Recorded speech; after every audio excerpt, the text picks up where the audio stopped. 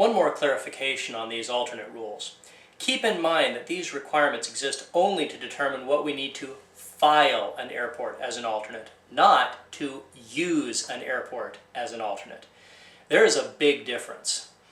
I always tell this story in class to illustrate what I mean.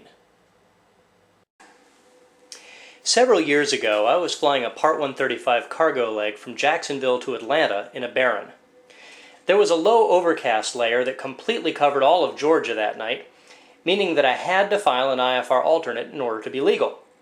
But due to that same low overcast layer, there was not a single airport anywhere in Georgia that I could have legally filed as my alternate that night.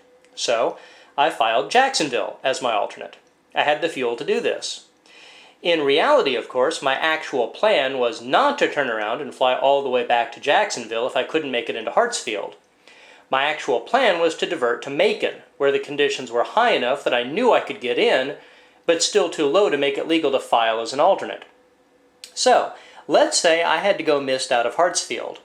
When I reported on the mist, the Atlanta approach controller would have said, Flight Express 101, say intentions. I would have replied, request vectors on course to Macon downtown. He would have turned me to the southeast, I would have proceeded to Macon, and I would have shot the approach and landed. Now, suppose I'd had a really bad night, shot the approach into Hartsfield, had to go missed, and then I lost my radios.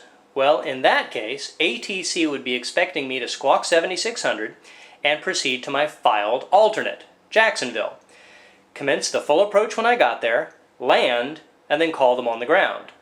Unless I broke out VFR before I got there, in which case I would be expected to terminate the flight as soon as safely possible and call them on the ground from wherever I was.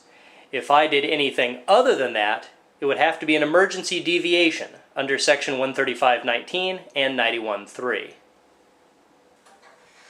And to reemphasize one final important point, alternate mins only enable you to file and depart legally.